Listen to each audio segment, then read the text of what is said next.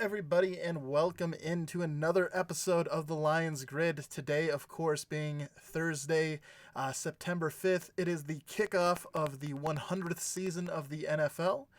So tonight we'll be having the Green Bay Packers taking on the Chicago Bears at Soldier Field, and just wanted to have a little episode tonight touching on that. It's a big occasion, Joe. It's the 100th season of the NFL. Pretty big news, and I think it should be a really entertaining season at that. So, when you look at the matchup between the teams tonight, we have, of course, the Packers on one side and the Bears, and these are two teams that have been around in the league for a very long time. This is actually the 199th meeting between the Bears and the Packers. The record stands at 97 wins for the Packers, 95 wins for the Bears, and 6 ties between these two teams. So potentially, the Bears, if they get a win tonight and win again when they meet each other later on in the season, could tie up the old record if they have a good 2019 campaign against the Packers. But last season, these two teams kicked off the season on Sunday Night Football, and in that game, it looked like Aaron Rodgers would be knocked out. He came back in, led that second half charge, and the Packers ended up beating the Bears 24-23 at Lambeau Field. Joe, do you think these two teams could give us a similar exciting start to the season this year? Oh, yeah. They couldn't have chose a better game to put on the opening kickoff for the 100th season. I mean, these are two teams that have been around for a very long time. Mm-hmm. And when you look at the NFC North in general, you look at, who's each other's biggest rival. Detroit's got Green Bay. Minnesota's got Green Bay. And Chicago's like, well, our biggest rival's Green Bay, too. And Green Bay's, sitting there. Everybody's like, oh, we all hating on Green Bay. Who does Green Bay think is their biggest rival? And when you look at it, the Green Bay's biggest rival is Chicago. So, this is the biggest rivalry matchup in the NFC North. And the 199th meeting between the two teams, they're going to have the 200th meeting this season. So you just wonder, who's going to come to play? Is the offense going to be efficient enough to move the ball against probably one of the best ranked defenses going in, probably the best ranked defense going into 2019? And, they have a perennial, a preseason, a subseason pick for MVP with Khalil Mack, or Defensive Player of the Year, So Aaron Rodgers is going to have his hands full trying to figure out the new system, the new offensive system that is being run, and getting these guys involved in the offense. And, last year when they played early on in the season, it was comeback from Aaron Rodgers after getting injured, but we saw that injury linger with him. So he's coming off an off season where he's had time to recover. So we're going to look at a healthy Aaron Rodgers, a strong Chicago defense, and some question marks that are going to be answered in part tonight by the Chicago's offense. Yeah, most certainly. And to set the, just to give you a little benchmark so that you can gauge, obviously we mentioned this is the 199th meeting between these two teams. If you look at the Lions, who aren't quite as old as both the Packers and the Bears, they're still, as far as NFL teams go, they've been there for quite a while. The Lions have actually played the Packers 179 times, and they've played the Bears 178 times. So you can see there's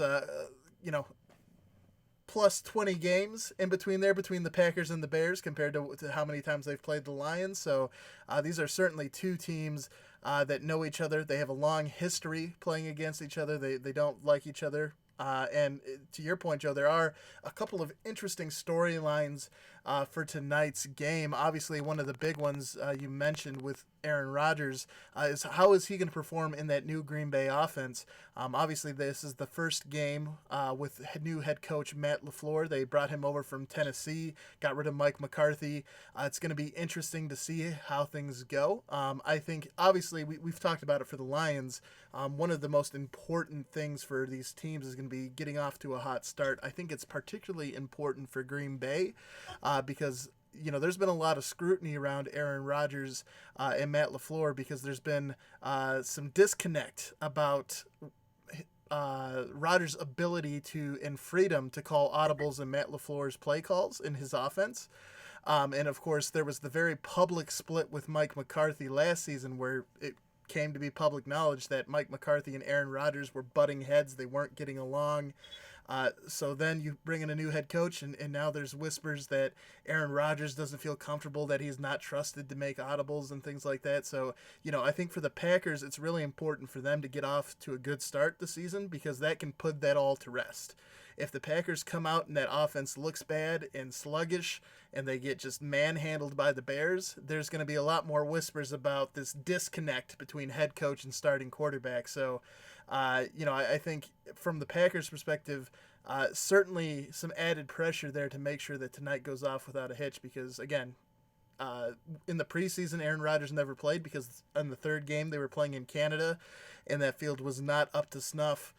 So they decided to hold out the starters there, and it's going to be it's a pretty big test. Obviously, Bears are a division rival, but as you talked about, Joe, this Bears defense with Khalil Mack is very scary. So a big test for a untested offense here to kick things off for the Packers. Well, it's got to be a complete overhaul of the offensive system. I mean, McCarthy was there, ever since Aaron Rodgers took his starting role. And, McCarthy, I always hated playing the Packers because it always seemed like Mike McCarthy had the correct game plan to defeat the Lions, to play good football, to make the playoffs. And what I've seen over the last couple of seasons is probably just, fatigue of, doing the same routine and, being with the same team, being the head coach of the same team and not really having any change. So I do feel like the change to a new head coach is a good one, but it remains to be seen whether or not it's going to be effective for Aaron Rodgers to play his brand of football under this new head coach. Yeah, and I can see there in the chat, Jeffrey Raymond saying that the Bears are, in his opinion, the best team in the NFC North. Joe, I know we both picked them to win the NFC North, but in the words of Lee Corso, not so fast, my friend. There are a couple things that are concerns for the Bears coming in tonight. Obviously you look at that defense and they are a strength of the team. But one of the things to keep in mind with this Bears defense is that they are without Vic Fangio, their defensive coordinator from last year.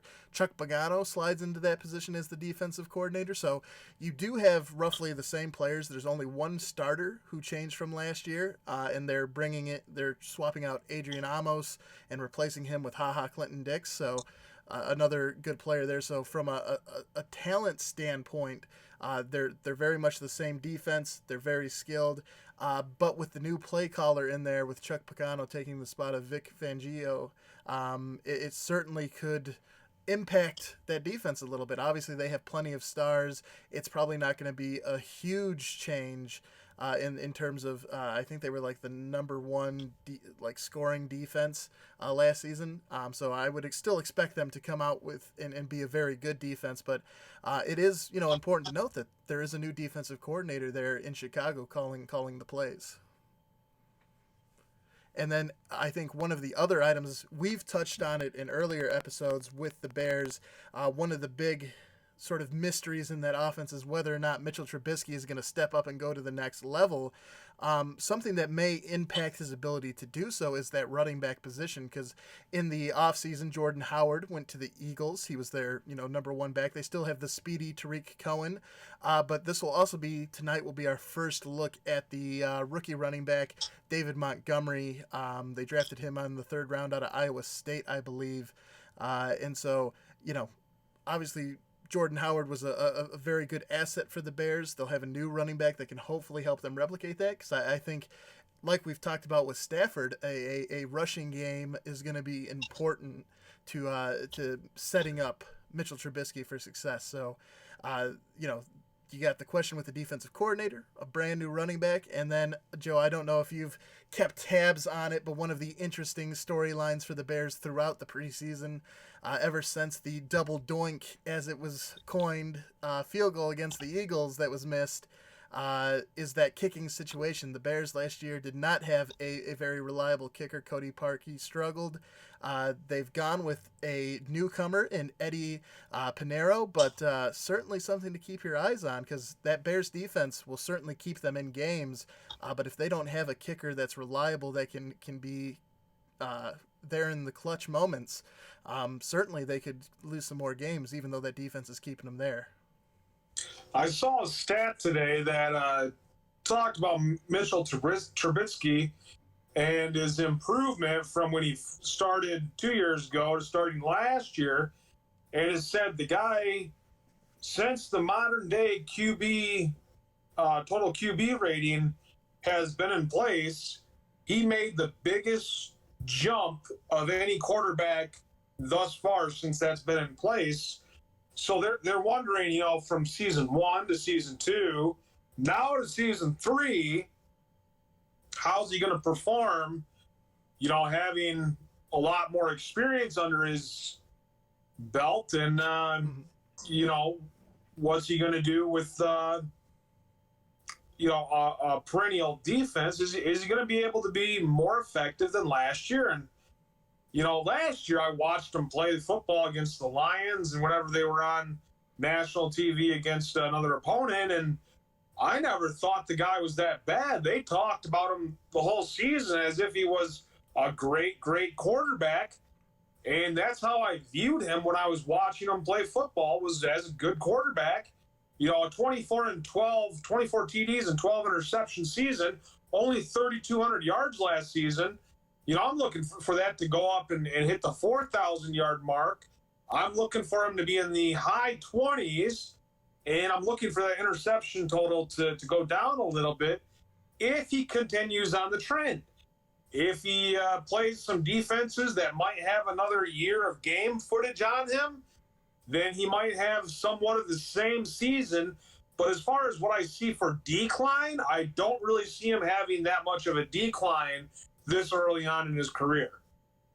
Yeah, certainly. I think the big question around Mitchell Trubisky is what does that ceiling look like for him? How close is he to reaching his peak potential? I think you spoke about the jump from year 1 to year 2 and how good that was. I think there's certainly a reason to be excited if you're a Bears fan. And I think the uncertainty is really just how good can he be? I'm sure Bears fans hope that he can be as good as, be mentioned in the same categories Aaron Rodgers and Drew Brees and some of the best QBs. That's where they'd like to see him go to. He's certainly not there just yet, but I think that's where Bears fans are hoping. I think for the rest of us here in the NFC North, we're probably hoping that maybe, last year was about as good as it gets, and he's not going to be pushing up, MVP type numbers anytime soon. But it'll definitely be a storyline to keep your eyes on this season because, even with this being the first game of the season, how good he's going to be isn't going to be answered in one game, right? It's going to be the whole body of work for the season is really what you're going to have to do. So we'll see. We'll definitely see. He's got a little bit of a test against this Packers team today. Their defense struggled last year, but this is a very different defense than we saw. There's been a number of additions to that Packers team between Rashawn Gary, Preston Smith, Zadarius Smith. There's been some departures. Clay Matthews is no longer there. Mike Daniels is no longer there. This is a very different defense than the Packers put out in 2018. So, certainly an opportunity for him to be successful here in week 1 against the Packers. And both of these teams, obviously, the first game of the season can be enough of a challenge with it being the first real game. Both of these teams, for 2 years in a row, have the additional challenge of not only is this their first game, but they're playing divisional opponents in week 1. So this is a big game for both teams. Like I mentioned, I think it's slightly more important for the Packers to get out on a good start because it can help put to rest some of those rumors of the disconnect between head coach and QB. I think if the Bears lose this first game, they can easily turn it around, whereas the Packers, it could have sort of a negative stacking effect moving forward, especially if they continue to struggle. It could be very bad for the Packers, but I think it's about that time, Joe, that we talk about who our picks are for this game. I'm going to go with the Chicago Bears. They are the home team, which I think definitely gives them an advantage. Last year, obviously, with Aaron Rodgers, they were at Lambeau Field. He was able to get that surge of momentum and lead the team back. Much harder to do when you're the away team. Obviously, Lambeau Field and Soldier Field, both great venues for their home teams, and I think definitely can be detrimental when you're the away team coming into those two really historic fields. So I'm going with the Bears. I think they can win this game. Obviously, they're at home. We've talked about the defense being really good. I think Mitchell Trubisky and that offense, again, even with the upgrades the Packers have made at defense, I still think they can find success. So as much as I want to see the Packers win because I want to have all that garbage about Matt LaFleur and Aaron Rodgers not getting along put to rest as a fan of the Packers myself, I think the Bears come in here and take care of business at home to start the season. Joe, who's your pick? Why do you like him in this game? Well, yeah, one thing about Green Bay is that over the years, each year they've lost perennial players, big name players, depart from the Packers. Mm-hmm. And it seems like, each year Aaron Rodgers is on an island. Say he starts off with 10 people he knows. After 5 years, he's down to 2 or 3. And, but unlike many other quarterbacks, he can make it work. You see, like Tom Brady gets any wide receiver in any system of Bill Belichick, and he makes them good. I kind of see the same thing with Aaron Rodgers. So it doesn't really matter who you have at the wide receiver corps or you have at running back. Aaron Rodgers is a player that can elevate the gameplay of pretty much anybody on offense. The question marks, of course, come in at defense. I mean, Clay Matthews was a beast to be reckoned with over there playing blitzing and getting to the quarterback, causing pressure, getting interceptions and forced fumbles. So that and Mike Daniels, going to the Detroit Lions, opens up some spots for some new players. And, there's a bigger question mark with Green Bay than there is with Chicago. Chicago has the number one defense. They have, as of right now, an average offense. When you look at Green Bay, you don't know about their defense. You'd say it's average or below average, and you'd say Green Bay's offense is average or maybe a little bit above average. So when you combine the total power of each team, you're going to have to go with the Chicago Bears and pick them to win the game at home tonight against the Green Bay Packers. Although I do choose the Bears to win the game, I'm going to be paying close attention to the offense of execution from the Green Bay Packers. What type of schemes they're running on defense, because like you well know, Green Bay is 0-4 since you've been on the Lions grid. Yep. And they have yet to win a game against the Lions. So I'm going to kind of scout out and see how these Packers are doing this season. Maybe we can continue that streak to 6 straight, because earlier on in my Lions fandom, I was watching them, and I had to see that record of not winning a game at Lambeau since '93. And I was like, man, they lost the most road games in history. They're the worst team in history, most losses in a row at Lambeau. And it's like they've been breaking all those trends. So hopefully the trend that they have started, beating Green Bay year in and year out, both games, can continue. But not about the Lions tonight. It's about the Bears getting it done. Yeah, certainly, and not that I was upset by the Packers losing to the Lions or anything, but I will point out that at the all-time series, the Packers lead that 100 wins for the Packers, 72 wins for the Lions, 7 ties. Just facts, just applying the facts there. But you want to talk about Ohio State and Michigan? Michigan leads that all-time series, but we haven't seen them win in 10 years. Yep. Yeah, so it's, certainly, I know when, obviously we did our predictions for the season yesterday, and for mine, I went 8-8, and one of those 8 wins, I had them splitting the series with the Packers when I was coming up with that. Both teams winning their respective home games. So, but you're certainly right. This is a great chance to scout out 2 teams that we're going to see twice in the upcoming season. So this is, both of their first action. There is a lot of question marks around these 2 teams. So this gives us our first glimpse, and we can start figuring out a little bit what these 2 division opponents are going to look like on both sides of the ball, because I think there certainly are some things that are there's some hype, there's some expectations around them, but we still need to see what they're really going to look like, much like our own Lions offense. What is that offense going to look like underneath Darrell Bevell? This Sunday's game against the Cardinals will be our first chance to see our team, but this is also a good time to scout out 2 opponents we're going to have to play twice each during the regular season. So people think the Bears are going to do really good this season. I saw a couple people on ESPN this morning picking the Bears to go all the way to the Super Bowl and play the Chiefs in it. So we're going to get an evaluation on just how good we think the Bears can be in 2019, 2020 with tonight's game. Yeah, certainly. This is a primetime game. It's kicking off the season. All eyes are going to be on these 2 teams. I think it can sometimes be a little easier when you're in the mix of those just cluster Sunday games to get a win. This is that big-time game where both of these teams will be taking center stage, so it's going to be a great chance to see what they're made of here as they kick off this 100th season. So yeah, it should be a pretty exciting start. We're both going with the Bears. I think we touched on it. It's kind of the logical pick. Obviously you can never count Aaron Rodgers out, but there's a lot of question marks that are outside of Aaron Rodgers. Feel good about him. The rest of the team, we'll have to see.